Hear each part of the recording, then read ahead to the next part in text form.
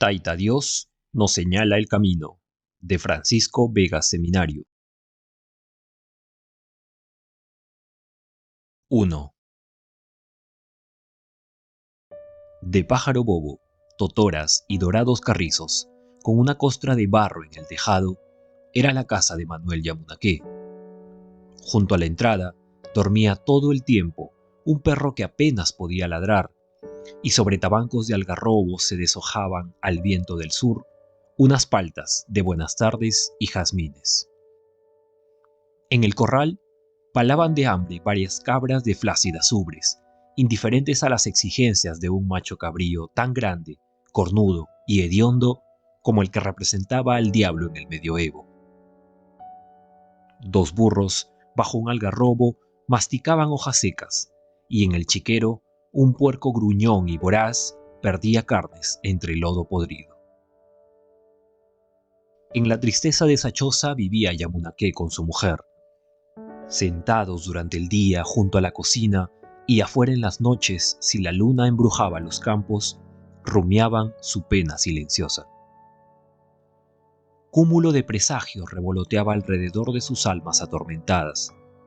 Y de esto hacía ya 2 meses, de conocer la coca, como sus hermanos andinos se habrían consolado chachándola. De vez en cuando se escapaba de sus bocas desdentadas un monosílabo envuelto en suspiros. Una mañana clara, alegre por las oñas y los chiroques, pero melancólica para ellos, el anciano, abandonando su inmovilidad, tomó la lampa y salió del rancho. «Manuel», le advirtió su mujer, pronunciando con esfuerzo la frase, «hoy no es día de trabajo». «Ya sé que hoy es Jueves Santo». «¿Y entonces? ¿A dónde vas con la lampa?»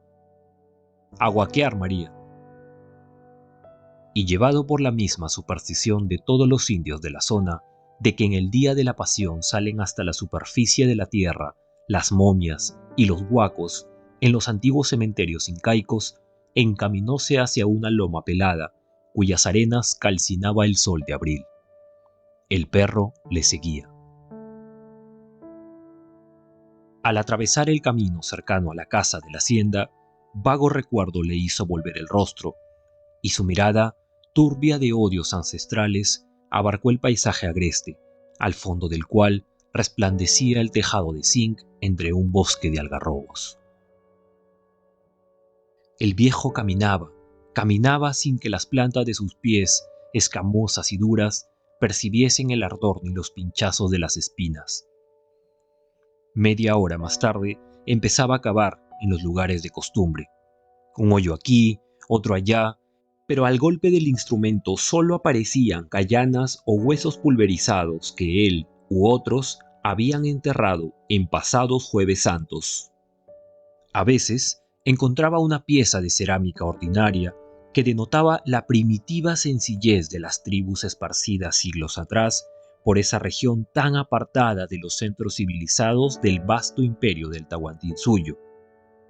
Pero cuando, lleno de tímida delicadeza, empleaba las manos para cavar y cubría la vasija con el poncho a fin de preservarla del cambio brusco de temperatura, un ruido seco le anunciaba que el huaco se había roto.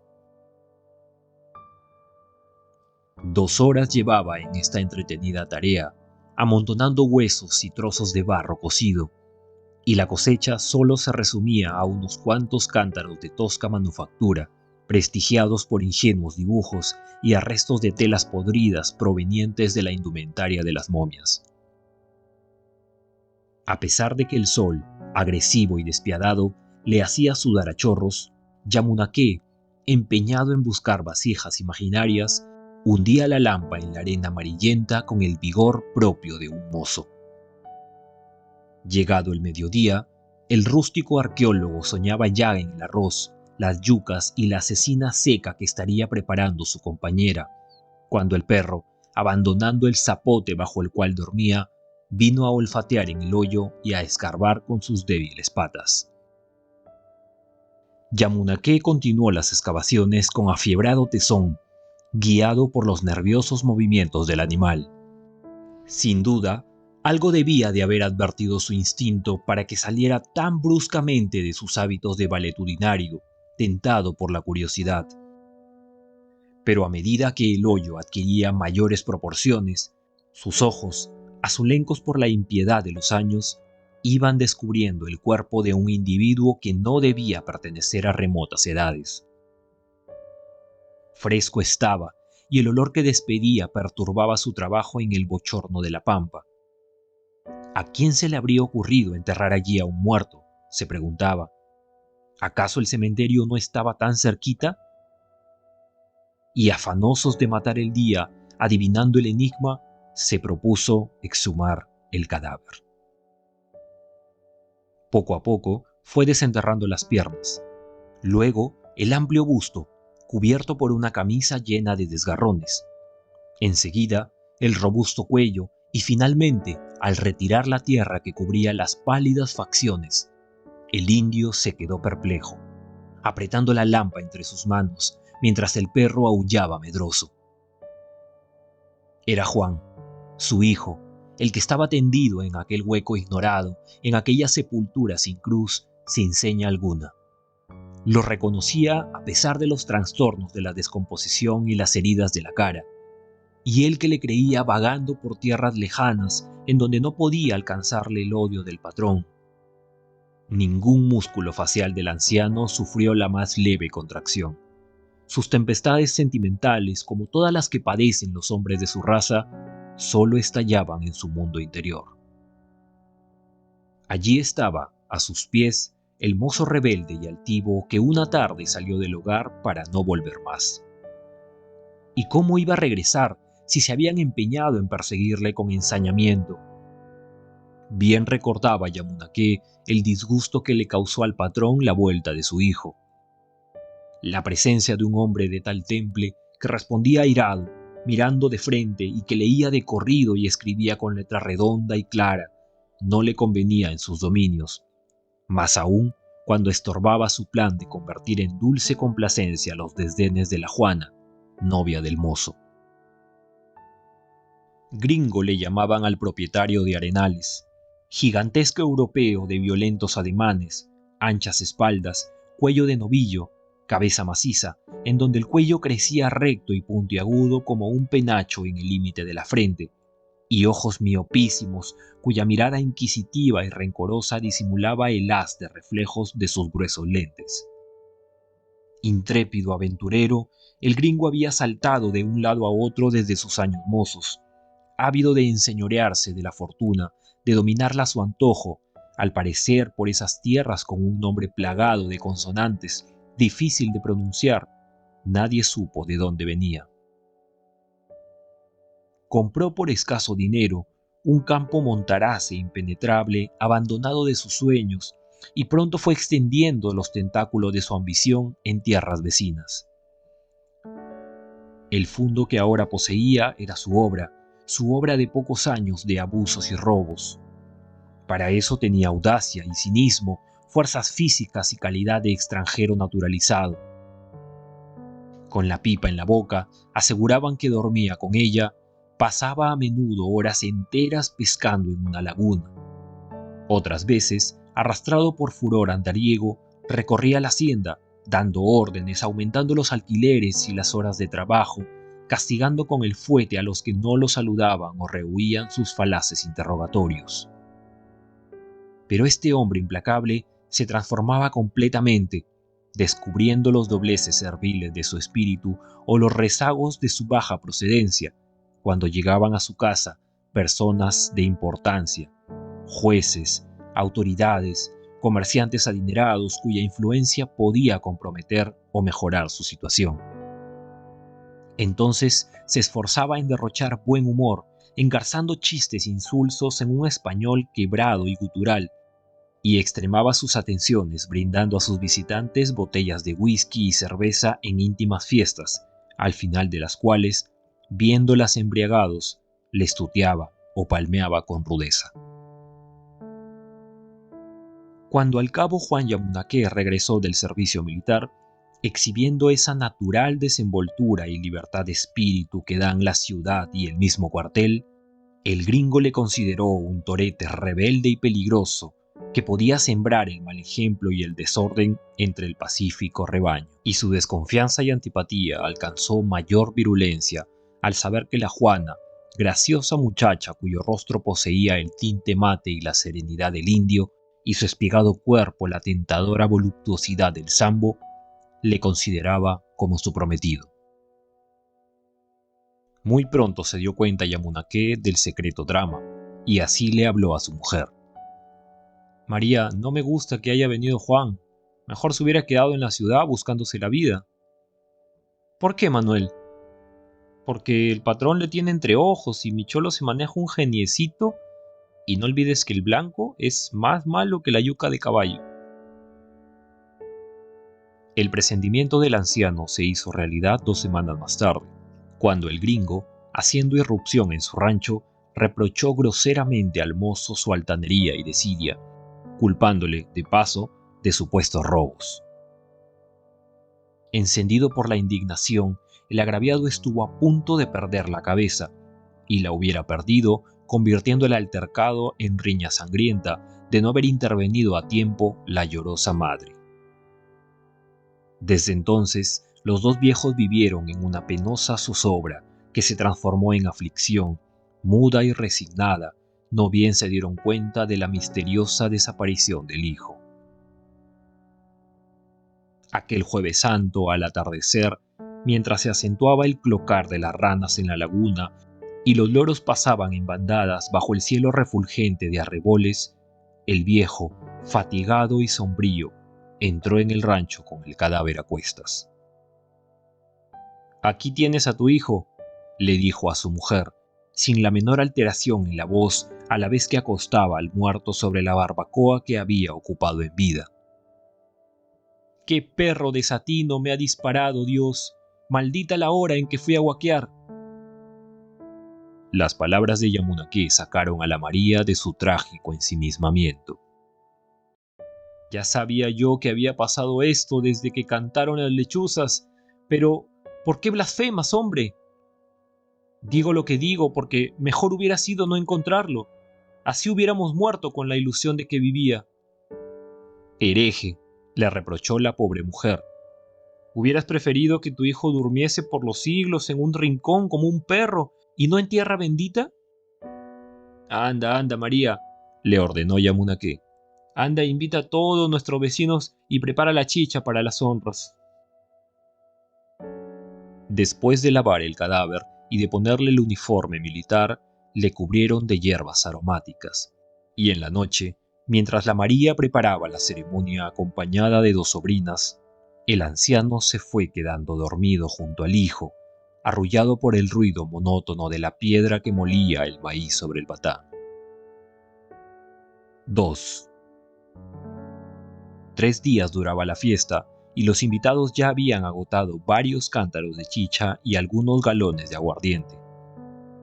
Bajo la mirada buena del viejo, que se emborrachaba a la cabecera del difunto, hombres y mujeres participaban de la ceremonia mortuoria, cuyo rito más tenía de orgía pagana que de honra de fúnebres.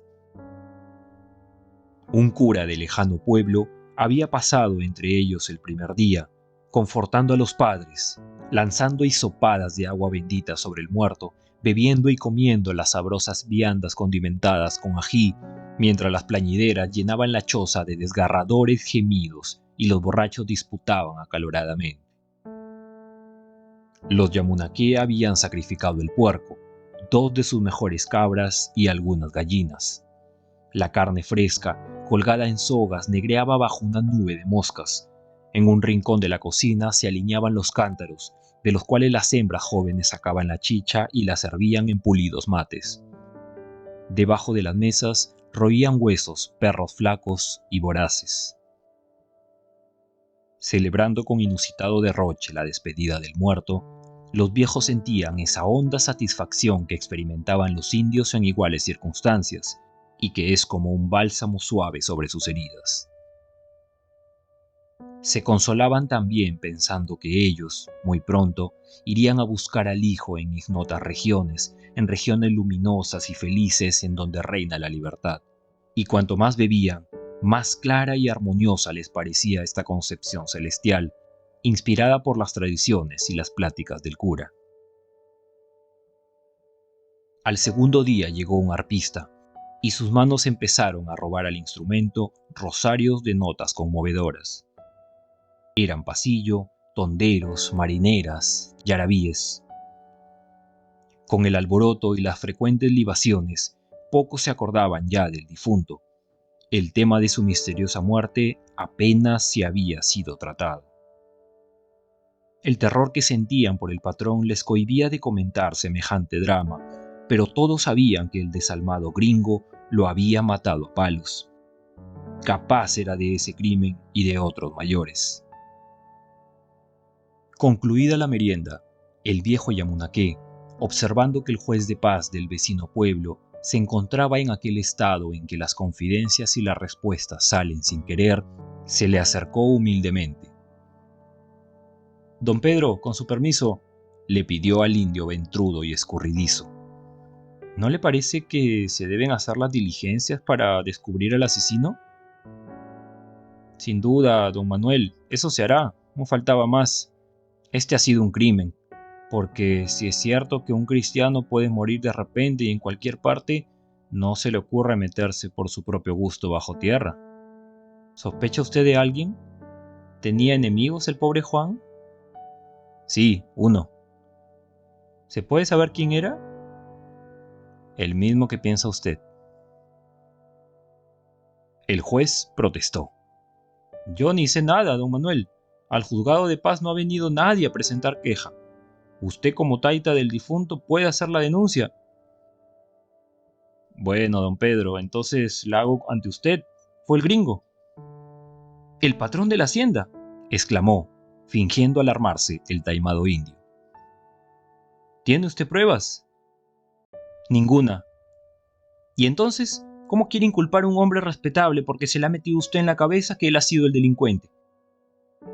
«Yo no me equivoco», afirmó Yamunaqué. «¿Se lo han contado las lechuzas? Vaya, vaya, don Manuel, ¿la chicha le da a usted unas ideas?»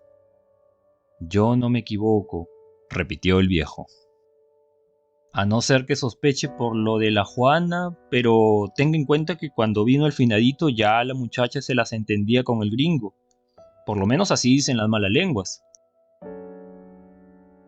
Como ya lo llevaba en germen, de pronto brotó el rencor en el espíritu de Yamunaqué a manera de un hongo monstruoso, y lo fue cultivando con aguardiente y chicha durante esa noche y al día siguiente, mientras los presentes ingerían tan grandes cantidades de líquidos y comidas que solo el estómago de un indio puede soportar. Al llegar la noche del tercer día, el arpa seguía gimiendo, aquí y allá, sobre las barbacoas, recostados en los troncos y en el suelo, roncaba la mayoría. El candil soltaba bocanadas de humo, y un olor indefinible, extraña mezcla de frituras, chicha agria, aroma de hierbas y podredumbre, dominaba en el ambiente. Llegando la medianoche, Yamunaqué se levantó y dijo: «Ya es hora de ir al cementerio». Entonces, los que todavía mantenían despejado el cerebro despertaron a los otros, y los familiares, fieles a la costumbre de la región, sentaron al muerto sobre el lomo de una burra, sostenido en tal forma por una estaca de sauce que el cuerpo se mantenía erguido, dando la impresión de estar vivo. Y bajo la luna de abril, blanca y redonda como fuente de agua bendita, cuya luz diáfana y malhechora ensalmaba los campos e infiltraba influencias malignas en los espíritus, partieron por el camino nacarado. La vieja burra, moviendo las largas orejas, caminaba lentamente. Las mujeres rezaban y los hombres, contagiados de la pena de los deudos, callaban. Varios perros seguían el cortejo. Adelante, la sombra del macabro jinete se proyectaba sobre la tierra del sendero, larga, fantástica, inquietante. Ráfagas de viento hacían estremecer a las gentes cubiertas con el ligero poncho. Transcurrida media hora, pisaban la encrucijada en donde el camino que conduce al cementerio atraviesa al de la casa de la hacienda. Y llegando a este sitio, La burra, acostumbrada a llevar leña para la cocina del gringo, torció instintivamente hacia dicho sendero, sin que el cortejo de borrachos, soñolientos y meditabundos reparara en el falso rumbo.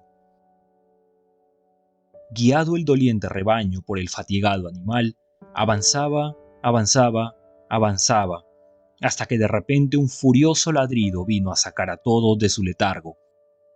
Los indios cuchichearon alarmados sin saber qué hacer, pero cuando uno de ellos, temeroso de provocar un incidente, corrió para detener a la burra, el viejo Yamunaqué alzó su voz. «Taita Dios nos señala el camino, sigamos». Algo increíble, inimaginado, sucedió entonces. Aquellos individuos humildes y miserables, acostumbrados a curar con la resignación los resquemores que produce el desprecio y la humillación, sintiéronse fuertes, rebeldes, altivos. Un soplo extraño, venido a través de los siglos desde remoto pasado, removió en su interior sentimientos dormidos y exaltó virtudes anestesiadas. «Sí, sigamos», gritó uno. «Sigamos», dijo otro como un eco. «Sigamos», repitieron todos. Y la masa humana, impulsada por el odio y el rencor, marchó más ágil, más ligera, más firme. Hasta el fantástico jinete movió sus miembros descarnados al trote de la cabalgadura. Al frente estaba la casa, 50 pasos más y podrían entrar en ella. La jauría del gringo se precipitó al ataque. Eran perros finos, adquiridos a altos precios en los mercados europeos. Pero los canes flacos y pulgurientos de los indios, fieles hasta la muerte, le salieron al encuentro, y mientras los animales combatían y se desangraban, los indios llegaban al cerco. Sonó un tiro, otro, cayeron 2 hombres, surgieron gritos fieros, amenazas, brazos hercúleos rompieron la puerta y ya adentro, lanzóse el grupo sobre el fornido gigante que apretaba en su mano el revólver. Resonó un tercer tiro, y un cuarto, y un quinto, y cuando el hacendado buscaba otras armas y la ayuda de sus peones, los invasores enardecidos por el quejido de los heridos le alcanzaron al fondo del corredor. Fue una lucha desigual, cruenta, horrible, que duró escaso tiempo. De nada le valió al gringo emplear sus músculos de acero, sus puños de catapulta. Las manos vengativas de sus esclavos le cegaron rápidamente la vida. Al retirarse los indios, un guiñapo infame quedó entre las sobras, ultrajado por los perros ávidos de sangre. El cortejo, con 3 muertos más, tomó la verdadera ruta del cementerio, alumbrada con mayor intensidad por la antorcha de la luna.